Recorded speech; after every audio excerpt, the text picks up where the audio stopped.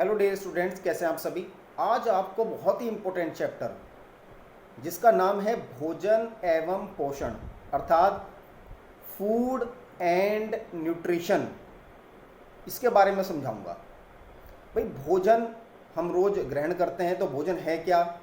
जिस प्रकार से शरीर को प्राणवायु की आवश्यकता होती है शरीर को चलाने के लिए, उसी प्रकार से शरीर के लिए भोजन की भी आवश्यकता होती है। और अगर हम भोजन नहीं करेंगे, भोजन का अभाव होगा तो हमारे शरीर में ऊर्जा की कमी हो जाएगी और कमजोरी के कारण शारीरिक अंगों में शिथिलता हो जाएगी।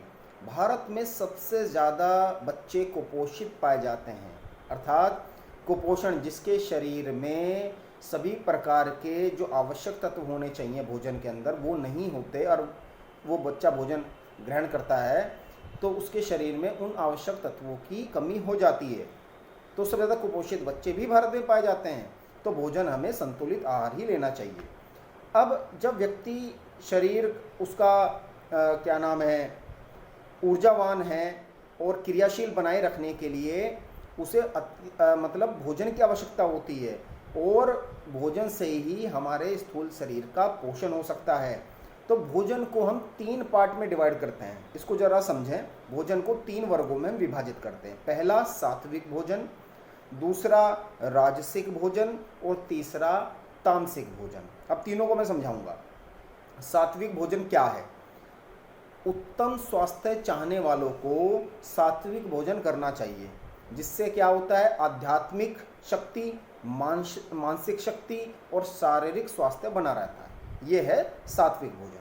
दूसरा राजसिक भोजन, जो व्यक्ति शारीरिक और मानसिक रूप से स्वस्थ बना रहना चाहते हैं उन्हें राजसिक भोजन करना चाहिए। तीसरा आता है तामसिक भोजन, जो केवल सिर्फ शरीर को ही स्वस्थ बनाना चाहते हैं, मानसिक रूप से कोई स्वस्थ नहीं बनना चाहते, तो ऐसा आता है तामसिक भोजन। तो तामसिक भोजन कैसे होते हैं? जैसे आप दूध के साथ प्याज खाएं या किसी प्रकार के गलत वस्तुओं को ग्रहण करें, तो उससे क्या होगा, शरीर के अंदर मन और शरीर दोनों ही खराब होते हैं। तो 3 प्रकार के मैंने आज आपको भोजन का वर्गीकरण किया। पहला है सात्विक भोजन, जो शरीर के लिए सबसे अच्छा, और विद्यार्थियों के लिए हमेशा सात्विक भोजन करना चाहिए। घर का बना हुआ भोजन सात्विक भोजन कहलाता है।